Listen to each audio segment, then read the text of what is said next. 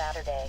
By then, northern Iowa should see temperatures into the upper 30s, central Iowa into the low to mid-40s, and southern Iowa approaching 50. Through this time frame, chances for precipitation are minimal. Beginning Sunday, chances for precipitation and cooler temperatures return to the region, though the main weather maker appears on track to push through early to mid-next week with the potential for moderate to heavy snow and strong winds.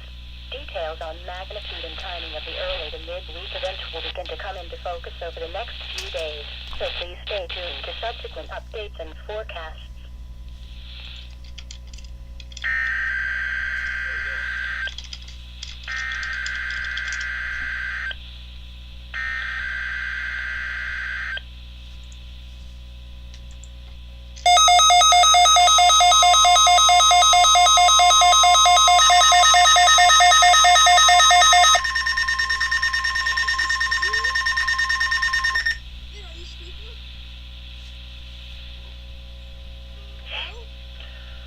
This is a test of the National Weather Service NOAA Weather Radio All Hazards Warning Alarm System in cooperation with the Emergency Alert System.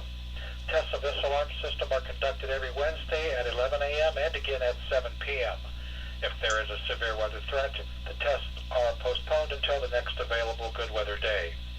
The alarm tone will activate for severe weather and other life-threatening emergency messages for the following 14 transmitters and associated broadcast areas: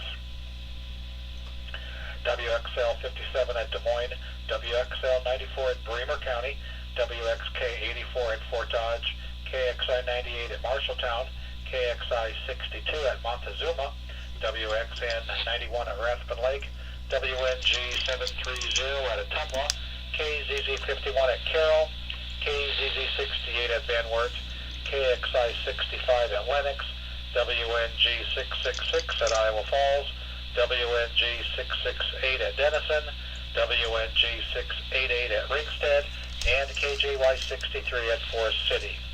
For a detailed listing of what counties are served by each transmitter, please visit the NOAA Weather Radio section of our website at weather.gov/Des Moines.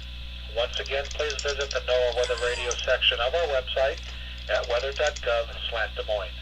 This concludes our test. We now return to regular programming.